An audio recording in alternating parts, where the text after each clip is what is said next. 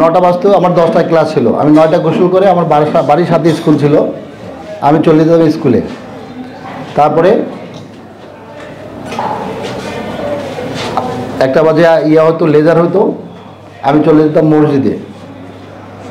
তারপরে শেষ করতাম, আবার ক্লাস শুরু করতাম। তারপরে ক্লাস শেষ করে আমি বাসায় যেতাম, বাড়িতে আসতাম। বাড়িতে এসে আমি দুপুরে খাবার খেতাম, খেয়ে দৌড়ে চলে যেতাম আসরের নামাজের জন্য।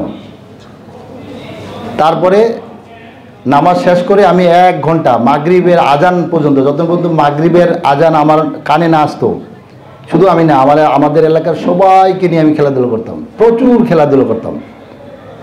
শীতের দিনে ব্যাডমিন্টন খেলতাম, ভলিবল খেলতাম। তারপরে আবার সামারে আসলে আমরা ফুটবল খেলতাম, হাডুডু খেলতাম। তো তারপরে ঠিক মাগরিবের আজান যখন হয়ে যেত, কাউকে বলতে হতো না, দৌড়ে ঘাম, শরীরে প্রচুর ঘাম থাকতো, এই ঘাম নিয়ে চলে যেতাম, দৌড়ে অজু করে মসজিদে ঢুকে দিতাম। মাগরিবের নামাজ শেষ করে আবার বাসায় চলে যেতাম, যা পড়াশোনা শুরু করতাম। এশার পর্যন্ত পড়তাম, এশার নামাজ পড়ে আবার 1 ঘন্টা পড়তাম, তারপরে 10টার মধ্যে ঘুমিয়ে পড়তাম। এটা ছিল আমার দৈনন্দিন রুটিন। কিন্তু আমি এই রুটিন কখনো লিখতাম না।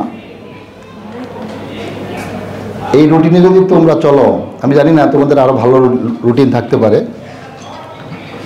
আমি সব মিলে 3 থেকে 4 ঘন্টা পড়াশোনা করতাম, দুই শিফট আর কি, সকালে এবং সন্ধ্যা রাতে।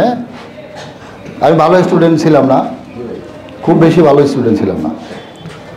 তো সেই জন্য আমি সবাইকে এই রুটির মধ্যে থাকলে মাঝখানে কোনো কিছু ঢোকে না, কিন্তু ঢোকে